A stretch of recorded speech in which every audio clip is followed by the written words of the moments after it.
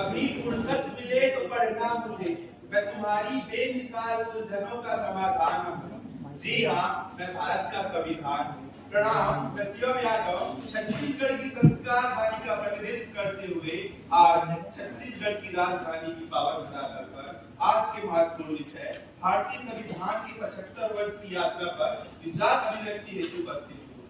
मान्यवर, सवाल उठता है कि आजाद भारत के लिए संविधान लिखने की आवश्यकता पड़ी तो पड़ी क्यों?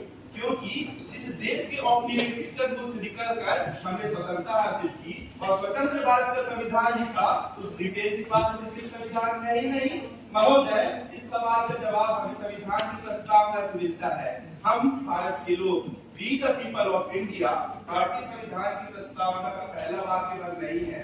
यह मूल्य भावना है हमारे देश की, हमारे स्वाधीनता संग्राम की और हमारे संविधान की। संविधान की प्रस्तावना का पहला वाक्य संविधान को तैयार करने वाले देश की तमाम विभूतियों की सोच का ही परिचायक है कि संविधान किसी व्यक्ति या समूह द्वारा नहीं लिखा गया है। यह हमारे देश के लोगों द्वारा, हमारे देश के लोगों के लिए लिखा गया है। 26 नवंबर 1949 ईस्वी, मिति मार्च शुक्ल सप्तमी, संवत 2006 विक्रमी को एकता द्वारा संविधान को अंगीकृत, अधिनियमित और आत्मार्पित किया गया।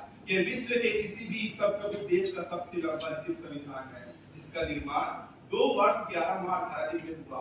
मान्यवर, संविधान के पहले पृष्ठ पर लिखा है we the people of India. यह प्रतीक है सत्यता के आदर्श का और परंपरा से जुड़ी कड़ियों का और जड़ों से जुड़े रहने का। स्वतंत्रता समय भारत के लिए कहा जाता था कि देश टिक नहीं पाएगा। आज विश्व की 5वीं सबसे बड़ी अर्थव्यवस्था है और टॉप 3 इकोनॉमी में शामिल होने में तेजी से अग्रसर है। यह संविधान के मूल्य कारण है। महोदय, पाकिस्तान आज एक देश नहीं रहा है। इस पाकिस्तान जो कि उससे अलग हो चुका है, कोई भरोसा नहीं बलूचिस्तान कब उससे अलग हो जाए।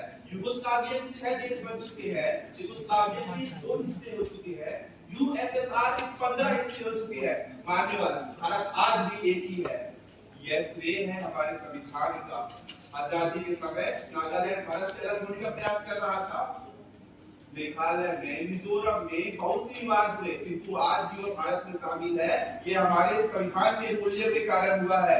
और अंत में मैं इतना कहना चाहूंगा, राजनीतिक एकता, एकजुटता, सबके साथ और विश्वास के साथ साथ का प्रयास होगा।